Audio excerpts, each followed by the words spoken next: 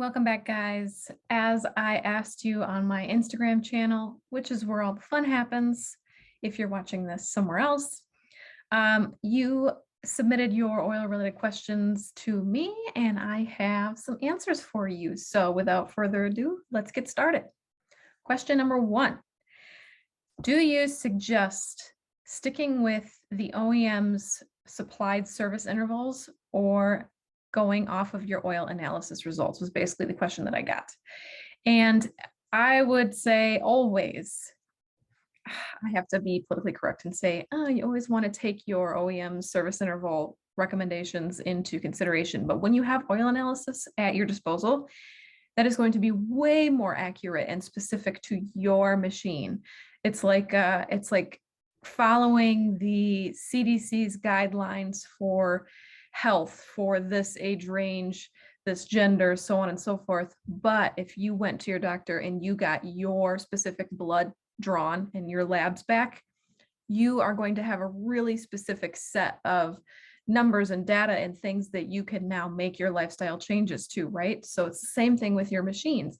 If you're doing oil analysis, that's a blood test for your machine, and it's going to tell you exactly what's going on in there, and then you will know based on the results you're getting whether or not you can extend your drain or if we need to get it in and get it serviced. So that's my answer to that question. If you would like more specific guidance into oil analysis, I do have a highlight that outlines how to interpret the test result reports that you get back.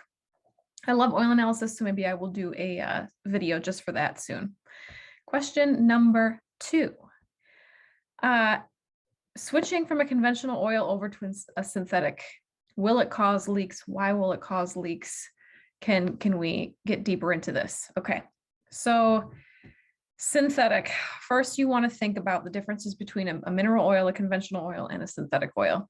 A mineral oil is going to have a lot. It's like taking a very inconsistent product full of, if you could picture this in your mind, like a bunch of different just stuff of all different shapes and sizes, and there's no consistency from one molecule to the next molecule. So there's a lot more chances for those things to get caught up in places and break down quicker. Whereas when you have a synthetic product, those are scientifically developed, lab-made, identical molecules. So think of like a jar full of marbles. Every marble is the same size.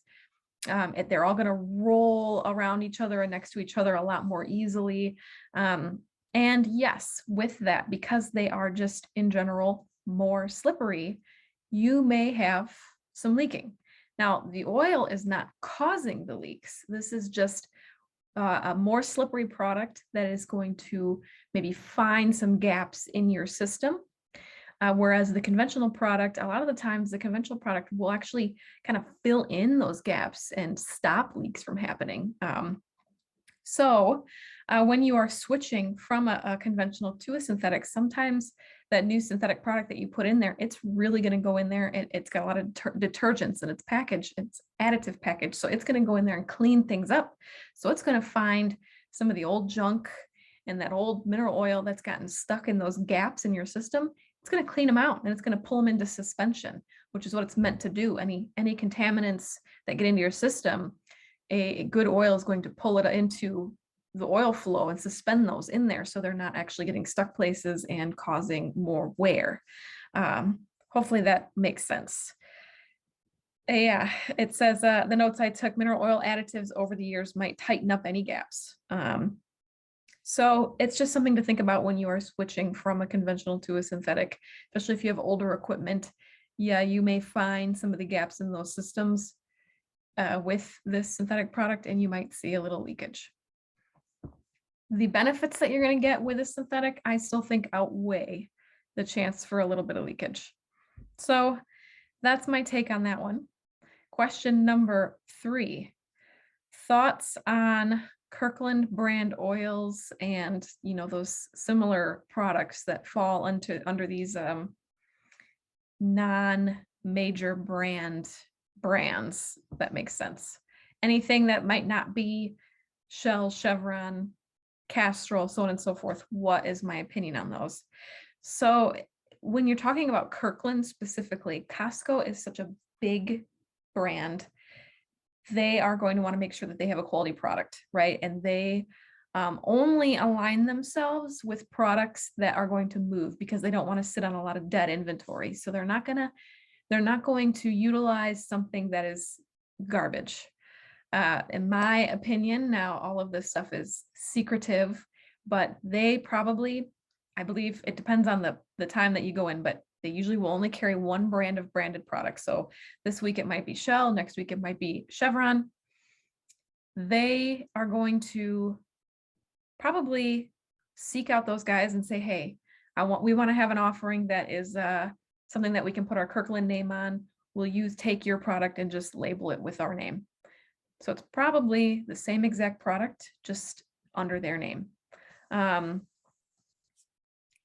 guessing it's going to be a really quality product and you're not going to have to worry. Now, if you're getting into some of the weeds on this, where you're finding products that no one has ever heard of, just make sure that that product is licensed. Look on the back, look for the API certification, do a little research online, make sure that that product actually is licensed and is not something posing as something else. That's where you can run into problems. So I always suggest sticking with branded product that you're familiar with. But if you do want to save a little bit, going with a large, well-known company's branded oil is probably just as good as the branded product, because they probably contracted that OEM to make that product for them. Now, I did touch on the difference between branded and house branded in another video. So I believe one video back, we'll talk about that, and I can get into any more specific questions that you might have. Just shoot me a message. All right, moving on. Oh, let's see. Question number 4, right? We had a flash point of hydraulic oil. Now, each hydraulic oil is going to be different. There's not just one general flash point that you can slap on every hydraulic oil product, right? There's different grades of hydraulic oils. There's conventional, synthetic blend, fully synthetic. So in order to figure out what the flash point is, you are going to want to take your product. You're going to want to get with your brand rep or go online and find the technical data sheet, and the flash point should be listed on there. That's how you find that one. All right, question number 5. We had somebody asking about iron dust in engine oil. So I'm going to pull up a resource. If you go to my website, which is the-oil-lady.com, I wish I was better at pulling it up on the screen while I do this, but this is what we're going to do.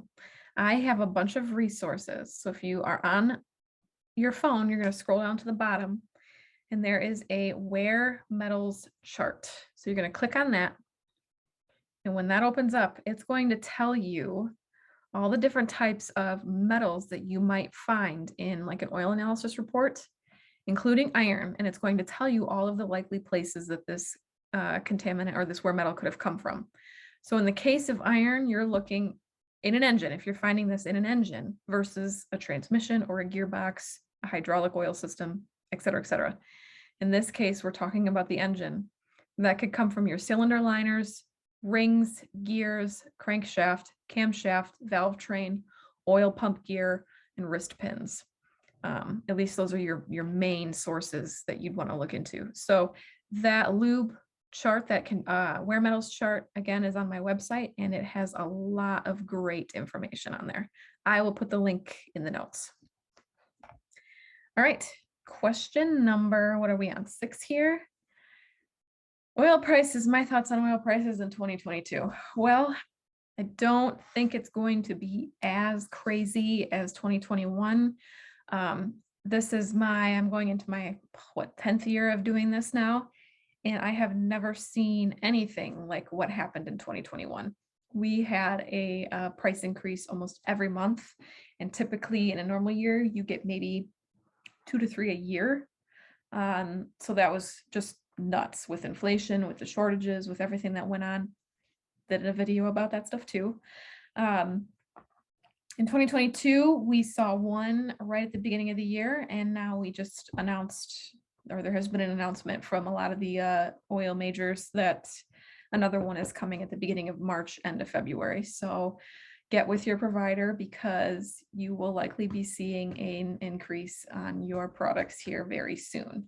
This one was, I want to say 15% for most people. I don't know what that equates to per gallon for each brand, but yeah, get with your provider. I'm thinking we might see one at least once a quarter this year, maybe every couple of months, every other month or so, hopefully not like last year.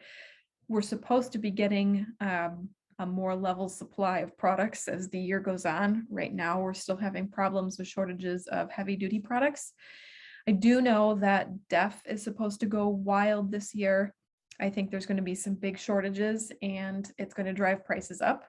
I was told that to expect like price increases every month on DEF, and we've already seen a couple. So get with your provider, get with your distributor, and ask them to keep you in the loop. You can also go to the third-party resource, which is Jobbers World blog. I will put that in the notes as well.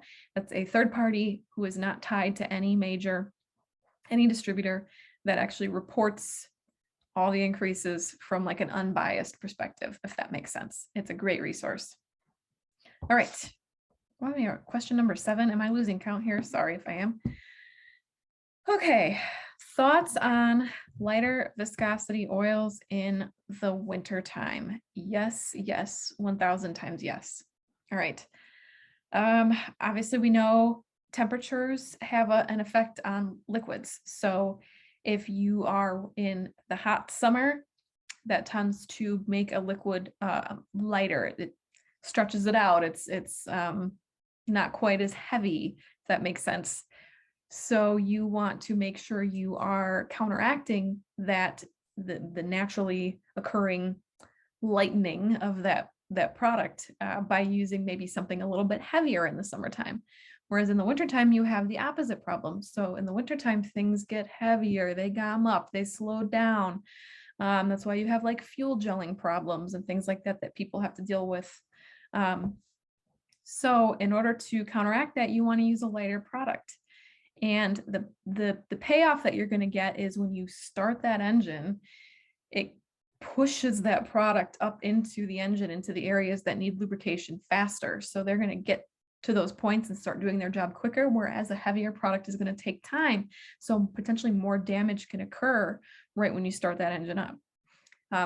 It's more efficient. It's just 1000 times better to use a lighter viscosity product in the wintertime if you are in a cold climate. Now, the engine oils that are on the market today, so if we're talking about diesel in this example, we have your 1540, your 10W30, and your 5W40. Now, your 5W40 is going to be your lightest, whereas your 15W40 is going to be your heaviest. These are multi-grade oils. So the first number is the viscosity that they are going to act like in the wintertime. The W stands for winter. And the second number is the viscosity that they are going to act like in the summer or in warmer temperatures. So if it's cold out, that 15W40 is going to maintain the property of a 15 weight engine oil.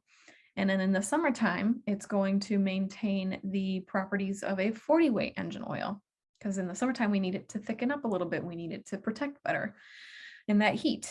Same thing, 1030, 10 weight in the winter, 30 weight in the summer, 5W40, 5 weight in the winter, 40 weight in the summer. So there's your biggest change. It covers the widest range. That 5W40 synthetic product can go all the way down to as light as a 5 weight and all the way up to the heaviness of a 40 weight. So you can withstand way larger temperature swings. So you can use that product year round. You can use any of those products year round. If you're in the US, I really don't see us, maybe Alaska, you might want to consider, but I don't see any big enough temperature swings, of course, dependent on what you are doing and what kind of machine this is, but in general, I don't see any big enough temperature swings to not be covered by using any of these products that are on the market from a 1540 to a 540. Switching to something lighter is just like extra assurance. You're going to lubricate it faster. There's less of a chance for any damage to occur, especially on that startup. That's my thoughts on that. All right, what else we got? Moving on. Accidentally using a 50 weight product, TO4, so Caterpillar TO4 spec product for a differential in an engine. I had to write down my thoughts on this because there's a lot that could potentially go on here. Now, 2 points. So again, we get back to this temperature thought. So if you are somewhere cold right now and you put a 50 weight TO4 differential oil in your engine, that is heavy, and that is a straight grade oil. It does not have that ability to act differently across different temperature ranges. It is just a straight heavy 50 weight product. It is not going to move in cold wintertime temperatures. So you could potentially have a lot of damage that occurs on a cold start.